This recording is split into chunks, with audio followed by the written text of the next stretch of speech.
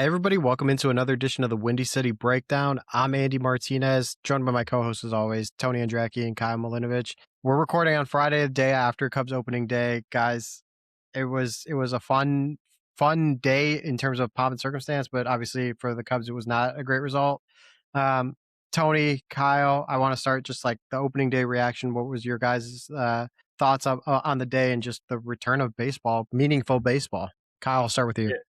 Hold on real quick, Andy. Oh. I'd like to do it when you introduced me. I want to do the thing that all the pitchers did yesterday. I don't know if you saw the Kate Horton and all those guys did like two fingers on like their left side of their neck. I don't know what it means, but I just want to be part of the cool kids. So if you just think of me doing that as an intro, and Kyle, go ahead with your opening day reaction. Can't believe Andy tossed it to me first. You were ready to rock and roll there. I was ready for you to I rock. was just ready to like get a redo here. I was ready to challenge myself in my own intro. That was a Yes. bait and switch. Yes. The pop and circumstance, I always think opening day it should be a national holiday. Biased, obviously I am, but you know, it was crazy. My biggest takeaway was how freaking crazy the weather was. And I know where we're at in the suburbs I think at first pitch it was 30 degrees warmer where we're at compared to where Wrigley is. But I know we'll touch on it later, but like we saw Ballesteros' fly ball, Happ's fly ball, just the weather in general yesterday. For some reason, that was like the one thing I'll take away. Probably because the Cubs got their dicks kicked in, but yeah, crazy weather. But I love opening day. Like you mentioned it, it's a pop and circumstance. It's just everything. So yeah, A+ across the board for me. Kyle, how often have you used the phrase pomp and circumstance prior to this podcast? I actually could play it on that song on the piano. I'm not kidding. So Okay. yes, yeah, like pop and circumstance. That's the graduation song, like da da Yeah. da da da da. That one. Well, now we're gonna get flagged for copyright. Yeah, I swear to God, with Baker, he's got like a little toy piano. That's legitimately the only song I play. So I actually say it a lot. Suck on that. Nice. Okay.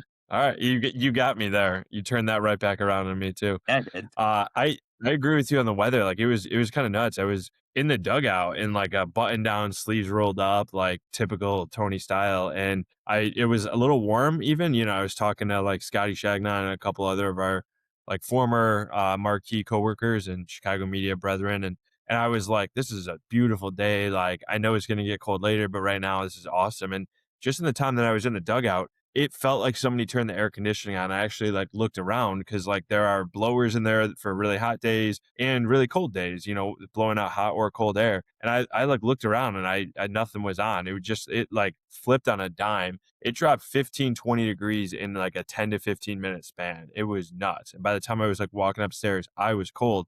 I had my jacket and stuff and put it on, but yeah, it was crazy. Like the weather was nuts. The wind was like whipping around. We'll get into like the Hap Homer and stuff a little bit later, but it really was the vibes kind of changed. I feel like with the weather as it continued to get colder throughout the game, like the Nationals got a little bit hotter and the game went from there. But I am curious, and Andy, I want to hear your opening day thoughts. But from both of you guys, how do you view the like up and down football style nature of opening day? Like because the Cubs lost, so I know people can joke and be like the season's over, but I think it really does put more of a bad taste in people's mouths if they lose 10-4 on opening day to the Nationals than if they were to lose 10-4 to the Nationals on May 26th or something else. And then especially when you have an off day like this on Friday as we're recording before you play again, I feel like there is almost this like football style mentality to the singular game, emotionally speaking, for fan base, but also kind of for us in the media. Yeah, I think there definitely is. Like my takeaway from opening day was like it was funny logging onto social media, and in the first inning, Michael Busch has that like check swing double, and then Bregman gets out, and then Ian Happ is hitting third, and he strikes out. The fans were just livid already on game one of 162 about Ian Happ hitting third, and I was just like, yep, this is my sign that baseball is back. Yeah. Because like I don't have a problem with Ian Happ hitting third. I get why he hits third. The modern line of construction suggests that Ian Happ is a solid number 3 hitter.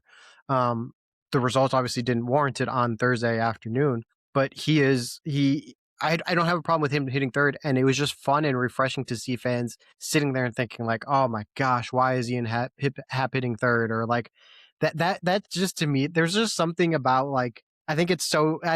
You're right. Fans overreact. We all overreact about the first game of the season, or about a lot of games in general. But like, you miss that, right? Like in December Yeah. and in January when there's no baseball, you're like, man, like what I would kill to watch a baseball game that means something. And I think that's why the WBC is so exciting, because you have those games early on to cheer for it and root for. But yeah, I mean that's to me what was refreshing. And yes, there is that mentality of like that game matters a little bit more than if this was a 10-4 game like you mentioned on May 28th or whatever. Go ahead, Kyle. Yeah, that's interesting because I feel like I'm almost on the opposite side where I mean, yeah, I guess it sucks, but at the same time, I'm just so happy baseball's back. I mean, the best Yeah. teams are going to lose 60 to 70 games every year. So this is just one of them. Yeah, it sucks. It's the first game of the year, but at the same time, it's baseball. Like there's 161 more games. I did see, I want to say it was 670s or was it 104.3 FM now? Whatever they're, Get it right. yeah, sorry about that. I'm going to get a little pee whack up for that one. I think somebody that tomorrow a must win, and I'm not kidding. I like audibly laughed. I was like, Yeah, I didn't know if it was I saw clickbait that. or Yeah, not. I was like, come on, like what are we doing here? Obviously, it's not a must win. They could lose 10 in a row, and it not like even the 11th one wouldn't be a must win. It'd be a very nice to have a win, but like, come on, Saturday's not a must win. They're gonna win. They're gonna win on Saturday. Cade's pitching. He's gonna shove it right up their hoops. But yeah, it was just I don't take it as like anything more than it actually is. It's one game. And I'm just so happy baseball is back. Like just seeing one.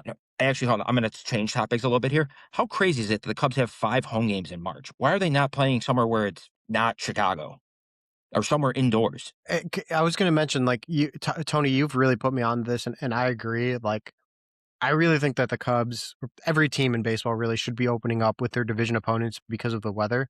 Like you're the one that introduced this thought to me, Tony, and like I've fully been on board with it. Where it's like the Cubs should be playing the Brewers or Cardinals or whoever in the division, because of the weather and the X factors that come with it of like rain delay. Like if it rains one of these games and it gets rained out, they're gonna have to find a makeup date in the middle of the summer, and you lose an off day. Like it has a trickle down effect because you don't play. Washington doesn't come back to Chicago. I'm with you. Like, why are the Cubs playing in March? 5 games in March, especially against the Angels, is one of the teams where it's like I know the Angels have to come here, but like I just think there was a better way to structure the schedule. You're right, Kyle. Yeah, I think so too. I mean, I think it's easy enough if you look around and you find, I mean, I could go through and list, but I don't think that'd make for very good podcasting. But like, you have all the California teams, you have the domed teams, you have, like Tampa Bay and the Marlins and the Astros and the Rangers and stuff and the Brewers too. Like, you have all these teams that have the ability to play baseball without the elements, or at least in a warm environment. Arizona thrown in there too, right? Like you have enough teams where I feel like you can give them those teams with the domes and with the warm environments, you can give them a homestand that is like 2 or 3 series to start every season. And the other teams, the Cubs, the Reds, the Yankees, all the teams that play outdoors, the Red Sox, in cold weather environments, you give them road games in both of these. I mean, the Cubs, it would not be fun, right? But like they start by playing against the Dodgers and the A's, or the Dodgers and the Padres, or something like that, or the Marlins and the Rays. Like, do that for a couple of series at the very least when you're starting this early in March. And I mean, at the very worst, like come back to Chicago in the first few days of April 4th or 5th or something like that. I love opening day being at Wrigley. I thought that is very cool. So like, I know I'm talking out of both sides of my mouth, but as we all know from growing up and living in Chicago our entire lives, there is a big difference sometimes between March 26th and April 5th. And we're going to see it this weekend. I mean, Sunday looks like it's going to be an absolutely gorgeous day, similar to what Thursday was for the first half of the day. Like, Chicago is very different. It is very unique, but there's also, like you said, Andy, like play the teams that you know are coming back to Chicago. At least the Angels will come back and play the White Sox. You could figure something out if you need to. But like, the Nationals each year, there's no guarantee that they would play the White Sox and stuff like that. Like, there's so much that I feel like could just be done a little bit better. I'm sure there's a business reason behind it. I don't know exactly what it all is. To me, I just feel like it'd be really simple to make the schedule, but I'm sure they probably have AI do it nowadays anyways. I was gonna say so that in 2 years MLS Major League Soccer is moving to a European schedule, so August to May, and in December and January, or in the colder months, are making like the like Minnesota, Chicago teams like that. They're playing like essentially like an elongated road trip in the warm states. Like I think it's a simple solution to kind of solve that. Go ahead, Kyle. No, I just said duh. Were you gonna say something? Like, Yeah, that makes like sense. there's right, like there's a way to solve that, and I just think that's something that should happen. We do want to get to the extension talks after the game, like almost immediately after the game. The news was reported that Nico Hoerner had agreed to a 6-year extension with the Cubs, and that comes on the heels of, we're recording this on Friday, like I mentioned. Pete Crow-Armstrong, PCA, had his contract, or his press conference for his contract extension. Tony, I'll start with you. Like, what are your thoughts on the Nico Hoerner extension? We've kind of have teased about, like, well, was this his last season or what? And the Pete Crow-Armstrong, what this means for the Cubs. Yeah, I mean, I've said it several times on this pod alone. This is our, 9th, 10th episode, whatever. Like, the Cubs should not let Nico walk. And now they proved it. They put their money where my mouth was, I guess, at least, but theirs too. I mean, they've talked for a while publicly about how much they like Nico. And to me, I think there's a legitimate question. And Andy, I'd love your take on this, is like, were some of the trade rumors about Nico the last few off seasons, was it a little bit of posturing to kind of, be able to get this deal? I've heard that thrown out there, and I think that's a really interesting point that I could see at least this offseason possibly being a factor. But I think just in general, like, yeah, the idea of re-signing Nico for several years, now 6, as reported by Jesse Rogers first, like, that's amazing. And I think that makes a whole lot of sense, is to keep him around through his age, like 35 season, or the season which he'll turn 35. And like, and maybe depending on how his career goes, he never plays another game for another team. Like, he doesn't pull what Anthony Rizzo or,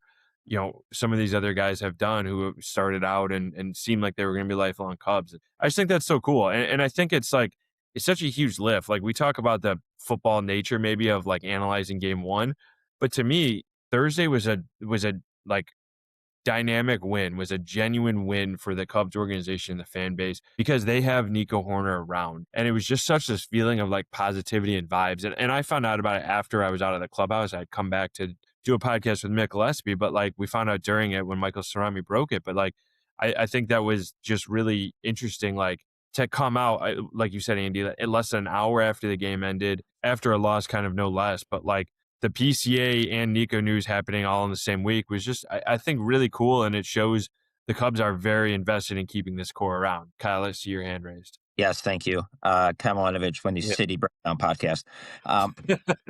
How crazy is it that, like, what are the dynamics? How does this happen where an extension gets agreed to or signed? I mean, it didn't get officially signed. It's agreed to mere minutes after. Wait, pending a physical, yeah.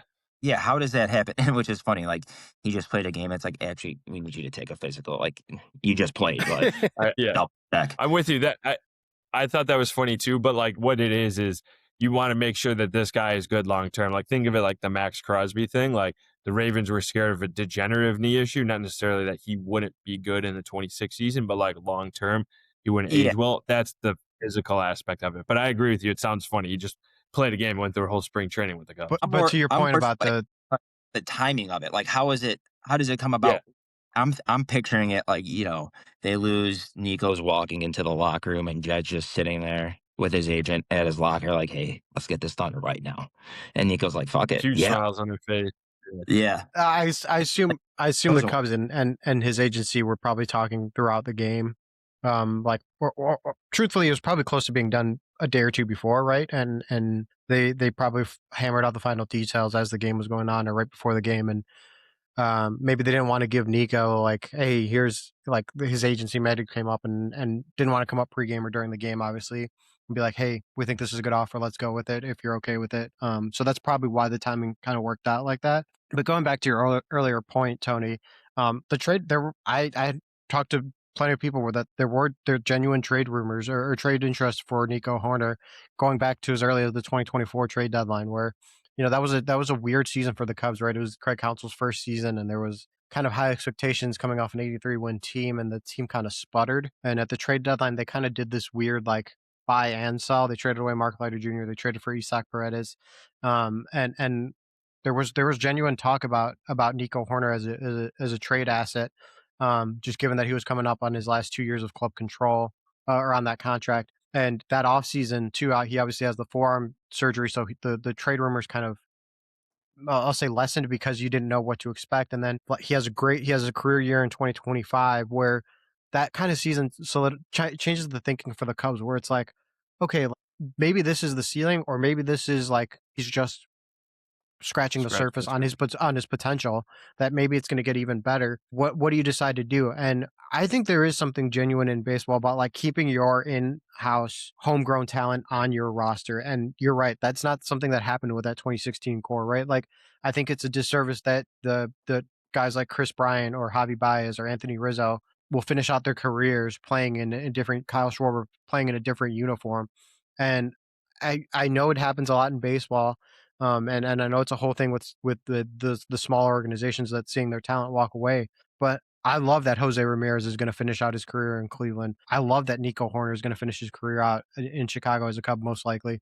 That's what it should be like, right? Like that's what it was like in the past. Teams can do this. Teams can work out contracts, and that's what should be happening. And it's refreshing to see that with Nico Hoerner. His faults aside of like how you value him as a player, like or how maybe I might in terms of like the power, he's still a really quality player, and he still brings a lot to this team, that he has meant so much to this organization, to the city, that you want him around long term. Yeah, I think that's really like the big thing is I think there's a huge intangible effect of signing both of these guys, but particularly Nico, because, like you said, Andy, I mean, he had a career year. He put up a 6 WAR last year. Like, you sign a guy for 6 WAR. I mean, I don't know the exact valuation nowadays in 2026 of what 1 WAR is worth in terms of millions, but I tell you, if it's over 100 million as it's being reported for Nico over 6 years, I mean, you're talking like, somewhere in the like 18 to $20 million range per year for Nico. And that's almost a value just by based off what he can do war wise. But I think when you throw in his professionalism, his work ethic, his leadership behind the scenes, the tone that he sets, he may not necessarily be like always the most vocal leader. But that being said, Andy, I mean, I remember we talked about this. If the Cubs won that game 5 against the Brewers in the NLDS, we had heard before that game about how Nico pulled the group together and Yep. held like a players only meeting. I don't remember exactly offhand what day that was or before what game. I think it was after game 2 when they were down 2-0 in the series of the Brewers. But like it was Nico that pulled the guys together, Jason Heyward weight room style in 2016. And I think like that happens behind the scenes and you hear and see guys, even pitchers like Jameson Taillon, I've heard have said it before, but certainly guys like Happ or Dansby or PCA or Bush or whatever will talk about Nico's impact. And so I think there is an intangible effect of all that. And like I said, too, I think from the fan base, like I feel like there's been a lot of angst, rightfully so, for the Cubs because they haven't done what the Braves did years ago and locked their guys up. And because of it, what you mentioned, Andy, were all these 2016 guys left. And I mean, I think they probably make the right call on everybody but Schwarber, too, by the way, that left. Yep. But it does stink that Kyle Hendricks pitched for the Angels last year and didn't end his career with the Cubs. Like, it does stink that, John Lester moved on and stuff and spent, 2 more years not in a Cubs uniform. And Jake Arrieta kind of fell out the way that he did. Like, it stinks when this kind of stuff happens. But the Cubs it was so long, really, since they signed meaningful extensions. The Happ and Nico extensions were for 3 years each. Those are good for sure, right? Like, they're not like terrible deals by any means, but I think the Nico one bought out 1 year free agency, right? And now this Yep. buys out 6 more. Like, and the PCA one buys out 2 years of free agency. Like, to do this in quick succession sends a great message to the fan base. In the same year that you go all in and maybe not all in, but you trade for Edward Cabrera and you sign Alex Bregman and you have Bush under contract, you have Dansby under contract, like you have some question marks on what does the future hold for Steele and Happ and Seiya Suzuki and Jameson Taillon and Matthew Boyd. But I love that they have so many core key players that are going to be around for several years and ensure that this culture will be instilled in future teams. And I just feel like these 2 contract extensions have just proven that the Cubs like contention and possible championship contention window is firmly open for several seasons. I just think that's a huge undercurrent to these extensions. If you were to put a percentage chance at the end of Nico Hoerner's career that he's the best second baseman in franchise history, and I know that's obviously might be low. What would you put that at? Like, what else would he have to do? say he won a World Series and then played his whole career with the Cubs, does that put him as the best second baseman in franchise history? You can never replace Ryan. I don't think any player will come along at second base and replace Ryan Sandberg and what he meant to the Cubs. But I do think, I think it's at least a fair enough question, because I think that Nico can solidify by himself that number 2 spot at second base in franchise history. But I don't think he'll ever hit for enough power. I mean, he may end his career with, less than 100 homers, and that's something that it took Rhino 3 seasons to do in the middle of his prime. So, and I think that Rhino also had some 300 seasons and high stolen base seasons and, Gold Gloves and all of that. So I just don't think there's anything Nico can do to stack up to that. But I will say, if there's anybody that is going to kind of follow in Rhino's shadows and be somewhat the modern day embodiment of what a guy like Rhino was for the Cubs, I think Nico is it. I've got a maybe more if he continues on this trajectory. Is he the next player that could get a statue? Ooh, damn, that was my question. That was my next question. So I'm going to toss it. Because there's no clear. Nobody's getting a statue until they win a World Series again, and I think they have to find some way to honor 2016. Because I don't think there's a player, because I would think that they're probably not giving Sammy a statue. I don't think there's a player that's come up that would be statue worthy, I guess, if that makes sense. Does he become the what's the term I'm looking for? The pole position guy? Maybe he doesn't get it, but is he the pole position guy? I think PCA is more likely. Go ahead, Kyle. Yeah. No, I was just you took the words out of my mouth. You're better at speaking than I am. Finish my thought. I think PCA is more likely okay. to be kind of face the franchise. I think Nico, he's not a role player. That's insulting, but he's never going to be the star the way Sandberg was, the way PCA maybe is now. Maybe there's a little bit of question mark to that, but I think we're all expecting PCA to be the face of the franchise, the star on the team. I think Nico will never really be that guy, but he's a really, really important player. I don't know that he'll end up getting a statue. I think maybe they would have to figure something out first, but I think Kyle Hendricks deserves a statue first. I think Anthony Rizzo deserves a statue first. I think you honor that 2016 World Series in some way. I think the best way to do that would be a joint statue of Bryant throwing the ball to Rizzo and having those two guys specifically in there, or you have kind of the dog pile on the mound, sort of like an Iwo Jima type of statue. That's how I feel you would honor 2016 first, and then you would maybe honor individuals like Rizzo or Hendricks or even John Lester or stuff before getting to the Nico stands.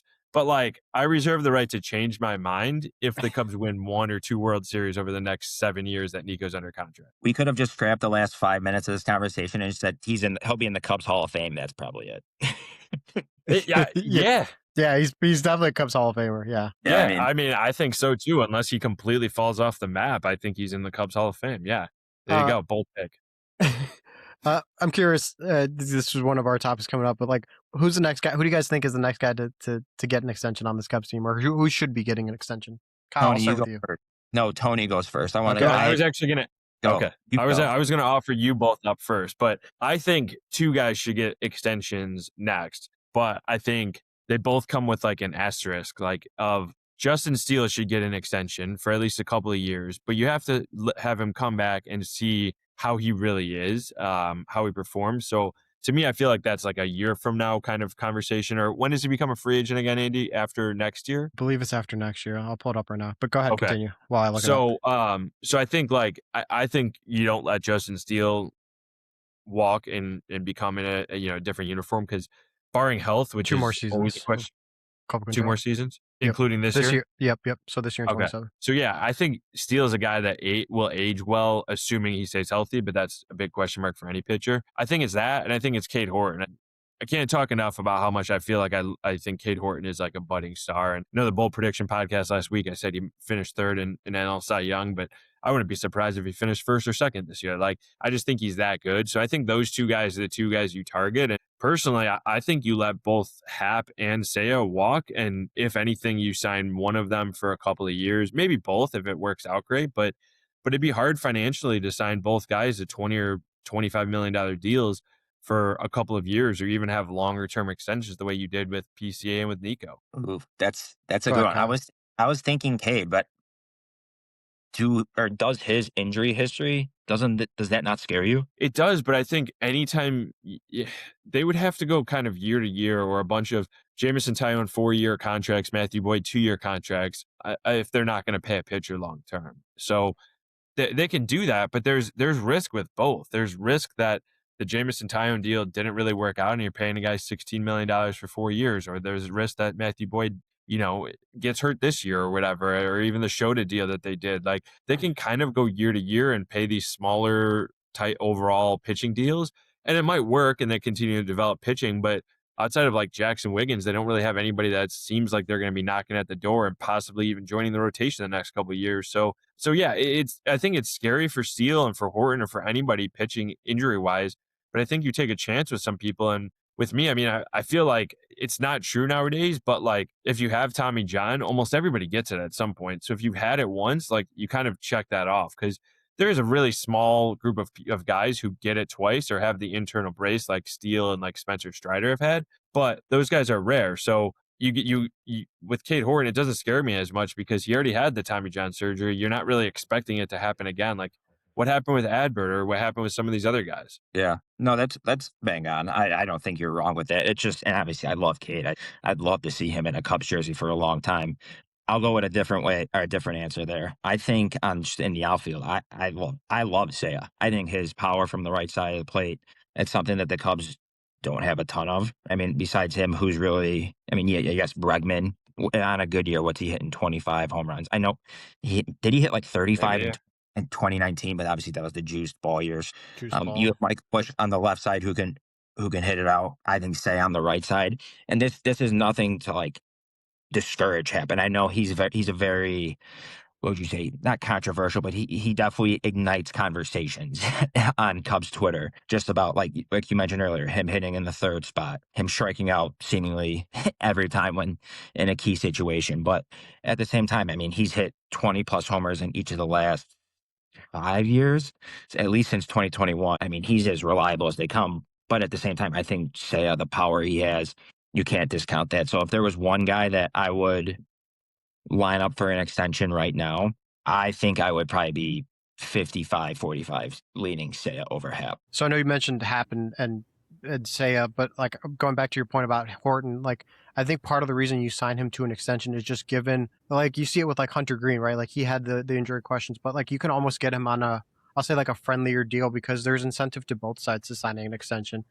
With Horton, like he'll want that security of like, if the injuries pop up and you don't have the career you want, you have that financial security. And for the Cubs, if he is healthy and performs like you expect him to, maybe you're getting him kind of like under budget per se. So I think there's a path for both sides in terms of Horton for signing an extension because it makes sense. I'm with you on the Seiya, Kyle. Like I would lean more Seiya than Happ, but like Happ has been a quality player. You mentioned some of the stats. His numbers, at least WAR wise, and I know the home runs aren't there, but like his numbers WAR wise and overall value wise are on par to Kyle Schwarber. And like again, I know it's not the home runs and the flashy power, but like he provides value in other areas that it's comparable to Kyle Schwarber. And you have no problem paying him a mega contract. So like that's the reason that Happ can sign to the extension for $20 million a year or whatever it was. I thought Cade Horton is the easy answer here. For like kind of the reasons you guys mentioned. Michael Bush is also an interesting guy, but I think being a Scott Boras client, I don't think that's going to happen. Scott Boras always wants his guys to hit free agency, and truthfully, like, if he's projected to be a free agent at like 31, 32, like probably makes sense to let him kind of play it out. But Kyle, what were you going to say? Hand up there. I didn't know how many years he had left on his contract, so that's why I didn't choose him. Just Michael Bush. I like Michael Bush. If that's yeah. So that just I want that on the record. 27 would be his first RB, I believe. So then he'll have 3 years of arbitration. So 27, 28, 29.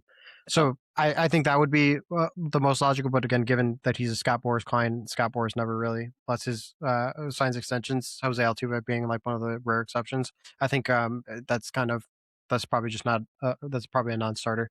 I do want to Go ahead. Real quick, Andy, like I think the Hap and both Seiya discussions, I think those are things to like kind of revisit throughout the season because while I said I don't necessarily think that you re-sign both of them, I think that was more of just like how many guys in your lineup can you pay 20 to 25 million a year?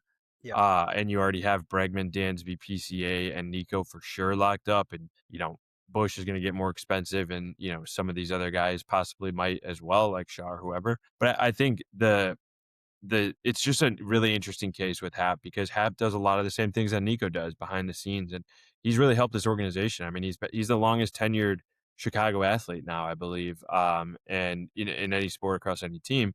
But like he's done so much to just help institute like the offensive approach, the outfield defense. Like he's done a lot behind the scenes and stepped up and been a quiet leader as well. And so I do think it would be hard to let him go, and possibly they go like year to year. But I don't know that he would necessarily want that. I just think that it's going to be hard.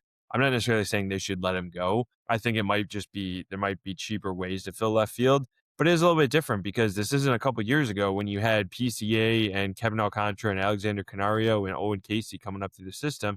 And you're like 1, 2, 3 of those guys are all going to hit and be in the outfield together. Now Casey's gone. Canario, I don't even know if is he playing in Major League or minor league baseball. He's where Japan.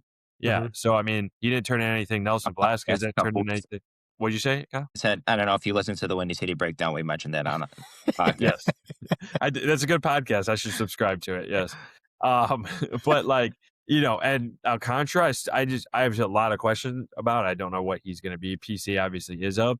So, but I'm curious if like Conforto or Carlson show well, or Shaw shows like he can handle the outfield. Like there might be ways where you can kind of plug right or left and sign just one of those guys for a couple of years. But I think it's a longer kind of discussion and something to think about as the season goes on is what do the Cubs do with Ian Happ and Seiya Suzuki beyond this year?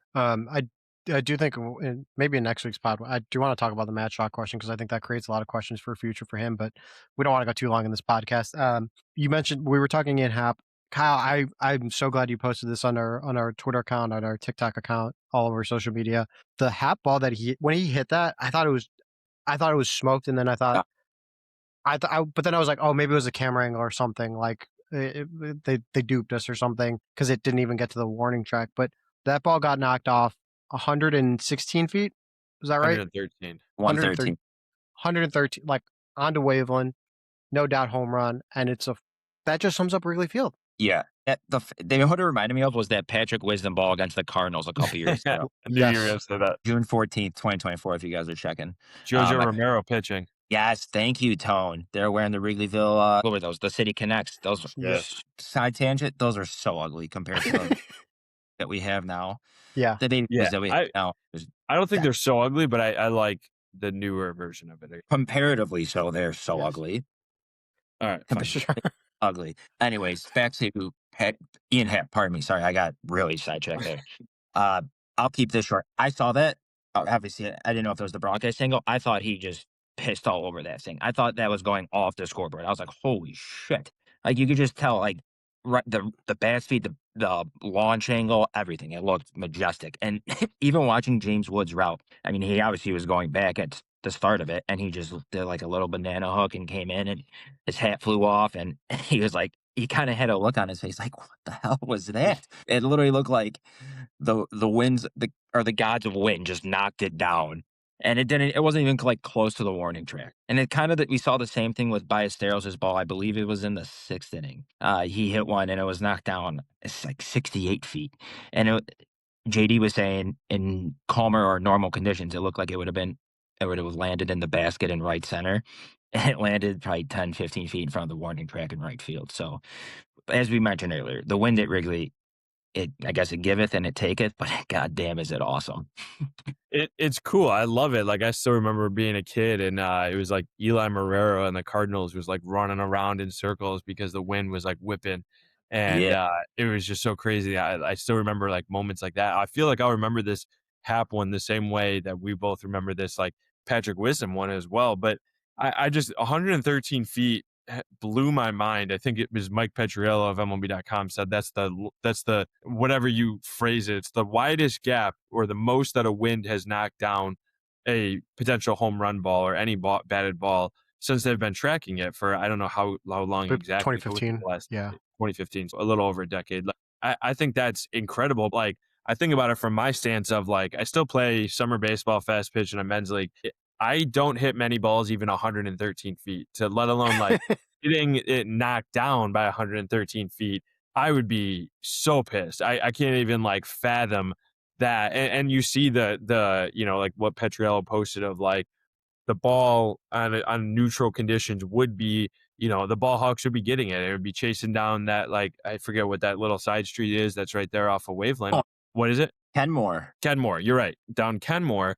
I mean, he hit it right down Kenmore, or it was 45 feet in front of the wall. Like, that was wild. But also, it's the beauty of Wrigley. I mean, Chaparro in the first inning off of Boyd had one that would have been halfway up the bleachers to the scoreboard, and somehow that got knocked down in center field, and PCA caught it. So it giveth and it taketh for sure, like you guys said. But I just think it's fun. It's a cool element of Wrigley. There's gonna be some home run in the summer that's like a lazy fly ball that's gonna land in the bleachers for no reason. In Murphy's bleachers. It's going to be a pop up the second base, land in my beer cup.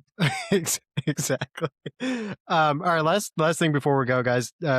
Friday morning, Jason Heyward announced his retirement. Obviously legendary speech for the Cubs in 2016 and a key member of the organization for a long time. Tony, I'll start with you. You covered him the longest. What's your favorite Jason Heyward story? What's your favorite moment with the former?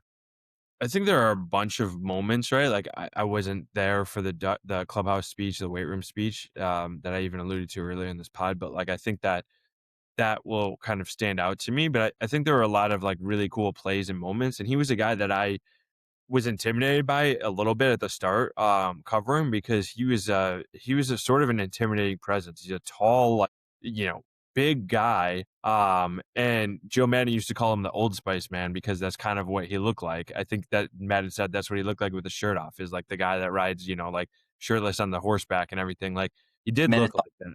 Yeah. Yeah. Like, and Heyward, he would sometimes be crotchety and he would sometimes be short and snippy. But I found him to be one of my favorite people to talk to over time because he told it like it is. He also like used swears. He like weaponized them. If there were things that he didn't want on camera or to be taken exactly as he said it, he would throw a swear in. He would throw an S-bomb or an F-bomb or something, which I think was cool. But to me, like the favorite memory I have is when Scotty Shagnon and I, for Marquee in our first year, did a do-up with him. And we picked him because we knew everybody in that clubhouse respected him so much that if he did it, everybody else would be willing to follow. We asked for 15 minutes with him. We weren't sure how long it was going to go. We wanted to get behind the scenes of from the dugout to the on-deck circle to the batter's box. Like, just take us inside your mind. What are you thinking? What is your routine like? What is all this? And he was out there for like 35 minutes, and he was so forthcoming. It was a different side of Heyward than I had seen. It was, like I kind of was like, why would I ever feel intimidated by this guy? He was very personable. Like, we only turned it into like a 5-6 minute clip, and Scotty did a phenomenal job with it. But I'll always remember that as part of my career, is like, that was very cool. And I felt like I got like this like unfiltered access into a baseball player's mind and how they stay warm during a cold Wrigley game like yesterday that we saw, or how they prepare and how they take their signs in from their coach, or how they handle different situations, and what they want to do in the on deck circle, and like all of this stuff. He was just so forthcoming, and it was so cool. And I'll always have like a soft spot in my heart for him for that, because he went so above and beyond of what we had requested from him and what was required of him. And I just think that was really cool. So I feel like he'll always be one of my favorite people to cover for that. And because I felt like that kind of painted him a little bit different light for me. And I grew to just really, really appreciate covering him and talking to him. When you were talking about Joe Madden saying he looks like the Old Spice guy, isn't it true that he had, so what is he, like 6'5", yeah, 240 or something? Like 932 waist. Yeah, I don't know what size his waist was for sure, but like it looked like, yeah, it was, I don't know how to say this. It was a smaller waist for sure, but he just was always like super well built, to the point where like I always questioned why he never had more power, just like everybody else. The Cubs questioned it, he questioned it. If they ever found an answer, obviously he just would have hit more home runs. But like when he came over and he signed, I still think of his opposite field homer against Jake Arrieta in the 2015 NLDS. Like, if you could do that, how do you not hit 30 homers a year? And he never even came close in a Cubs uniform. So the way he was built, the like level of athleticism, I will always wonder why he never had more power and was never more of an offensive threat over his Cubs tenure. People forget he hit 3 home runs on opening day off Carlos Zambrano with the Braves. I believe that Major League debut, right? That was his debut. He was 20 years old. I was still in What a college. Yeah. fucking debut. My God. Can you imagine Right? doing it? At 20 years old? Jesus Christ. I was picking wedgies at 20. This guy just nipped all over the park. Listen, Kyle, you're picking wedgies at 30, so 31. Thank you. yeah. So also the do up with Jason Heyward, I was the second camera there. I just wanted to point that I'm out. sorry. I did not shout you out. I should have, Kyle. I apologize profusely. You were the second camera. We took 2 or 3 of your shots. Yeah. Still was picking wedgies. I was very nervous. Very nervous. No, you were a huge help. I should have included you too. Yeah, thank you. I did a lot of work there. 2 things for Jason Heyward. One, shaking his hand. His hands are like Andre the Giant. This guy choked me out. One hand, and like his fingers would wrap around my neck. So that was something that I was like, holy shit, you are massive. Pause. And secondly, can you guys remember which, I guess it was, what would it be? Not a former Cubs pitcher. What is it when you're Adam Morgan. Yeah. When he hit the grand slam, June 2018 off Adam Morgan. Off a future Cubs pitcher, Adam Morgan. What would that be? Just a future? Yeah. So like if you, we're getting in a tangent here, but like, if you wish somebody a happy birthday, like a belated happy birthday, what is it called if you wish them a happy birthday before their birthday? Happy early birthday? Yeah. I don't know. That's kind of what I thought of with Adam Morgan. It's not like he wasn't a former Cubs pitcher. He was like a prelated Cubs pitcher. A predestined Cubs pitcher. Yeah. But yeah, that was a nuke. That was one that was smoked. That was against the Phillies. That was fun though. A fun fact, David Ross hit his 100th home run off Adam Morgan and then managed him, correct? I think that's right. Yep. Yeah. Damn, I'm just spitting facts here. But yeah, shout out Jason Heyward. I mean, Kyle, what was your perspective from the do-up thing, though, of Jay Hay? He was at that point, I hadn't been around a ton of professional athletes like in that capacity, like where I was actually I had the ability to talk to him, and he couldn't have been nicer. I mean, I probably said 10 words to him, but even if I had a question, he probably would have just sat there and answered it. Funny Jason Heyward kind of related story. I played his brother a couple times growing up in college. Twice his dad got thrown out of the game. I swear to God, so funny. What did he say or do to get thrown out? I don't know. Both times I was in the outfield. Like I was just in center field. I think he was, I couldn't even remember. I'll have to check the tapes. I'll just text somebody. Yeah, twice. I think his brother, I guess his brother would be like around my age, but East Cobb, Georgia. So funny. It was at Judson University the one time, and then I think the other time might have been at Aurora University, like a summer ball tournament. But yeah, his dad got thrown out, which is, this is again before he was with the Cubs. So even better that he became a Cub. Prelated. Prelated. Jason Heyward was one of my favorite players to cover, and like I covered him for 2 seasons, but he was like, that's how awesome I thought he was. Everything you said, like Tony hit the nail on the head, right? Like he was a great guy to cover. One of my favorite stories was it was a crosstown game. Do you guys remember the game where David Bodie rolled his ankle on a ball in pregame and Pittsburgh, yeah. No, that was against the White Sox. It was against the White Sox. Against the White Sox. Sorry, Pittsburgh was the dislocated shoulder and like the on deck circle. You're right. Yeah. So in pregame warmups, he was David Bodie slips on a ball that was like on the white paint of the field. So he sprained his ankle, and then I think he finishes like that. That was the rest of the season. Like 10 minutes before that, I was talking to Jason Heyward about the Roberto Clemente Award, and we were just talking about it and he was just like mentioning how like that's. Like that, if he won it, it would be like the best award he could receive, and like he was just such a genuine guy that like gave back so much to the city of Chicago. That was awesome to see, and I know he still sometimes lives here in the summer. Like he'll be here in the summer. Like he was at Anthony Rizzo's the game they honored him in 2025 at Wrigley Field. He was there.